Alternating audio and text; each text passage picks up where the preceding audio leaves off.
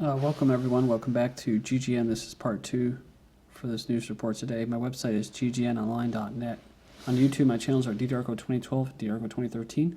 Sandy Hook demolition team has been sworn to secrecy. There's been all kinds of crazy news coming out surrounding the whole Sandy Hook thing about people being told or given a gag order. No bodies of the victims and stuff. The person, one of the supposed fathers, was sitting there laughing and had to really, build up being sad. It's really creepy stuff. It's talking about actors or crisis actors. Contractors demolishing Sandy Hook are being required to sign confidentiality agreements forbidding public discussion of the site, photographs, or any disclosure of any information about the building where the 26 people were fatally shot last December. They said they want to protect the Newtown school where the 20 children, 6 educators were killed. It is a very sensitive topic. We want it to be handled in a respectful way. They have barricaded the property and intend to screen the perimeter to prevent onlookers from taking photographs. Full-time security guards will ensure the site is not disturbed. Then named and shamed college student 19 who tweeted photos of woman being sexually assaulted on sidewalk just a block from the police station basically did nothing. He tweeted to a friend, "You don't want to get embarrassed, don't do stupid shit." One of many passersby who failed to stop an alleged sexual assault occurring during the Ohio University homecoming on Sunday. The woman seen receiving oral sex in the photos and videos reportedly had no idea what happened to her until the next morning when she saw the photos online. Cops have confirmed that a sexual assault was reported on Sunday, which happened just a block from the police station. He says he's one of at least 2 people who shared the photos of the sickening scene. This is supposedly a photo of the girl passed out. So we're talking about football being the center of some people's lives. This takes it to the extreme. A father shot dead his son, 19, because he didn't want to watch any more football on TV at the, whatever it was, a bar and grill, I think. So the son wanted to leave, the father wanted to stay. When they got home, the argument escalated into a fatal shooting. Shot him 6 times, it says here in Martinsville, Indiana. A patient at a hospital in Ohio is charged after he pulled a gun at a nurse, or on a nurse, because she wouldn't discharge him. And then police found a duffel bag full of weapons near his bed. He's charged with aggravated assault, intimidation, and a weapons law violation. He had a .38-22 holster, a .38, so... these hospital complexes, they're basically temples for the pharmaceutical companies, and they love getting people that are hurt, rushing them off to the ER so they can charge them like $10,000. And of course the person will have to then go and work for however long to pay off the debt, and when they probably would have been dead, so they're just alive to pay off debt for the hospital bill. I actually covered an article before where one guy was he pulled a gun or something. He basically was telling the ER, and after having an accident, that he didn't want EMS to take him away. And of course he was arrested. So obviously this person was probably into some bad business here, because he had a bag full of guns and stuff. But you go into those places, you're now their liability. So they'll detain you for however long they want to. That's why it's best to just try to avoid it if you can. Gas station clerk fired for pulling gun on knife-wielding robber. The gas station clerk, 29 years old, he's been fired after pulling a gun on an armed robber. The owner of the New Hampshire station prohibits firearms at work. Said that he could have been killed if he didn't scare off the knife-wielding thief. Says police are hunting the would-be robber. So here's a picture of the dude. So I said here he had the knife cocked back like he was going to stab me, and there's a photo of him. Then upstate, I guess this is New York. Special needs son suspended for drawing a bomb. I guess the kid had autism. The parents are going to meet with the school district after her special needs son was suspended for drawing a picture of a cartoon bomb from a video game. She got the call from the school about the incident. She thought they were joking at first, saying that, "I'm angry, I'm upset, and I'm incredulous, honestly, that a child could come in and bring a drawing, and that's somehow it's perceived as a threat, especially someone with special needs who really doesn't filter information the same way that typical children do." So, common sense goes out the window. They said here that the school said that anytime a threatening comment is made, the initial step is to suspend the student until the investigation is complete.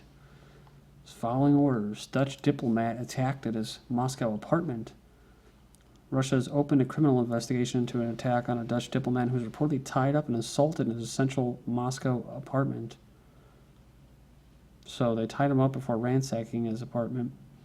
Development comes following recent reports about the detention of a Russian diplomat in The Hague and Russia's September seizure of the Dutch-registered Greenpeace ship in the Arctic, and basically apprehended 30 people on board.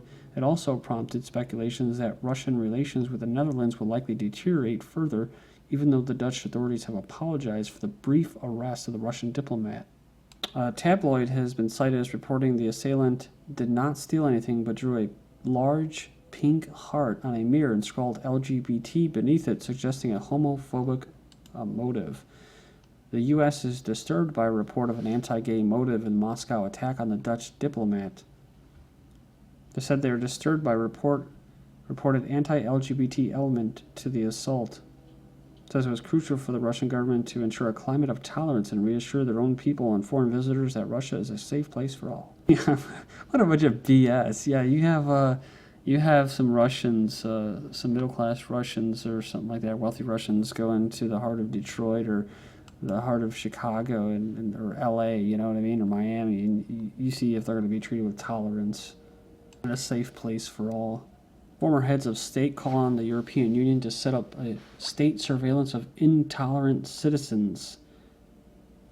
So they called on the EU to establish national surveillance units that monitor citizens of all the 27 EU member states suspected of intolerance. They actually have the European Council on Tolerance and Reconciliation, a tolerance watchdog, launched under the leadership of former Polish president and president of the European Jewish Congress, called for the establishment of government surveillance bodies to directly monitor the intolerant behavior of identified citizens and groups. They say there is no need to be tolerant to the intolerant. It said here, it will lead to institutionalized public control of private opinion and thought. Well, that's exactly what I think it was under kind of cultural Marxism, but it doesn't really matter what brand you want to call it. It is a form of control, so especially thought control. A transgender woman sues after being denied free breast screening because she's not genetically female. The 62-year-old from Colorado had gender reassignment surgery about 10 years ago. She takes a daily dose of doctor-prescribed synthetic, whatever that is, estrogen, denied free mammogram at a state-funded Planned Parenthood center. Her lawyer said it was in violation of the Colorado Anti-Discrimination Act. She said, "I was hurt. I'm a person just like anyone else. I have the same hopes and dreams, the same concerns of any other woman." Says discrimination based on her transgender status, and I think it's pretty black and white, her attorney said. So they say here basically they're going to try to create new laws. They're arguing legislation for federal law on transgender issues is not clear enough. Fox News promotes false story about transgender student harassing girls in bathroom. I covered this, but it says here Fox News is fooled by the report advanced by right-wing Christian media about, I think it was the Christian Science Monitor, so about a transgender student who was allegedly harassing girls in a Colorado high school bathroom. Actually, it was covered by it was promoted by the Daily Mail Online article. Of course, they pulled a site because it's, I guess it's good maybe if it wasn't true, but when you actually go in here and see what it said that a male student at Florence High School claimed to be a transgender has been harassing girls in the bathroom, CBN reported. When parents complained, school officials said the boy's right as a transgender trumped their daughter's privacy rights. The article claims that students were told they could be kicked off the sports teams or charged with hate crimes if they continued to voice their concerns about the situation. According to the school superintendent, it probably didn't happen. They told the story was based on a complaint by one parent who opposes transgender students being allowed to use appropriate bathroom facilities and not any actual reported incidents. Nothing has actually been verified with us. This is one parent basically bringing their viewpoint about the situation to the media because they weren't getting the responses they had hoped for that they would get from the district, from parents of the students at the high school, from the board or myself. Well, it's politically correct because people are too scared to say anything. This is funny right here, right? So I think it's just an attempt to elevate the situation to a point where maybe some more attention could be drawn to that in the hope of having a different outcome. So it's basically this PJI, whatever that was the original source, was basically trying to use the same tactics that they use, which is using a minority issue to try to get something, bring attention to it, to change. Yeah, one of the statements says, we're not going to stand by and let the 99.7% of our students lose their privacy and freedom of speech rights just because 0.3% of the population are gender confused. U.S. Army labels an influential pro-family Christian organization domestic hate group in Mississippi. They labeled one of the largest and most effective pro-family Christian organizations in the country a domestic hate group because of its strong traditional family values that have no place for same-sex marriage.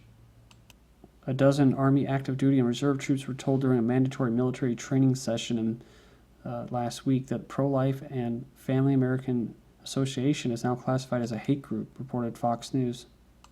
So they linked these family group with neo-Nazis, Black Panthers, and the Nation of Islam. A Christian soldier attending the training session snapped a photo saying, I had to show Americans what our soldiers were being taught. Says, I couldn't just let this one pass. I was completely taken back by this blatant attack, not only on the AFA, but Christians and our beliefs. And then he goes on here, it says a 21-year-old college student has opened up about his joy at becoming one of the first ever transgender homecoming queens. He said he was shocked. I couldn't believe that it happened. This is after being badly bullied in middle school. He describes himself as gender non-conforming, but isn't the first transgender student to make homecoming history. Last month, 16-year-old Cassie Lynn Campbell, formerly Lance, won the Marina High School's title in Huntington Beach, California. Lastly, in August, California governor signed a bill allowing all public school students to participate in sex-segregated programs, activities, and facilities from sports to locker rooms that correspond with their gender self-perception. Massachusetts Children's Services admits to discriminating against those who do not wholly accept homosexuality. So during a Boston Bar Association hearing, they openly admitted to discriminating against people who foster parents who are not willing to wholly accept and support homosexuality. They also recommended anyone wanting to be a foster parent receive this training as well. Says that maybe the MADCF should be more concerned about with the large number of children that are dropping dead while in their care, while they spend their time obsessing about homosexuality. 40 children died in the care of the MADCF in 2011, a total of 36 in 2010 and 27 in 2009. So it's now official policy in Massachusetts. Adults holding traditional values will no longer be allowed to adopt or foster parents. Intolerance will not be tolerated, remember. Pro-family Italians ask Pope Francis for aid against homophobia bill. The citizens group issued a public letter to the Pope begging his intercession to stop the government's proposed anti-homophobia bill that passed in the chamber. The letter stated that the bill threatens to severely restrict freedom of expression and association, especially of Catholics, and if approved, would become the springboard for further laws detrimental to natural law, such as a legalization of so-called same-sex marriage and adoptions by homosexual couples. The bill would punish or imprison people up to 6 months, 1 year and 6 months, and a fine of up to 6,000 euros. Anyone guilty of instigating to commit or commits acts of discrimination for reasons based on homophobia or transphobia. It says here that daycare may turn children into monsters. Kids who have childminders, never heard that before, but are more likely to have behavioral problems. The most important influence on a child's behavior is their home environment and the care they receive basically from their mother. Those who spend less time with their mothers may suffer. It says those that are in daycare usually are more hyperactive, and children cared for by child carers are more likely to have peer problems. It says here that more time with nanny predicted higher levels of pro-social behavior, showing willingness to help others. She gave her eggs and I carried the baby. Two-mom IVF in vitro approach allows lesbian couples to be pregnant. 5 million babies have now been born through in vitro fertilization, half since 2007. Finishing up here, the last two articles, a shocking online trend that sees teenagers asking viewers to comment on their looks is subject of a hard-hitting new play. Am I pretty or ugly? Many of the comments are cruel, salacious, or both. One person says it's one way to cut down on sexual assault. Women, please stop getting wasted. Being able to drink as much as a man is not a feminist issue. It's not blaming the victim, it's trying to prevent more victims. Thank you.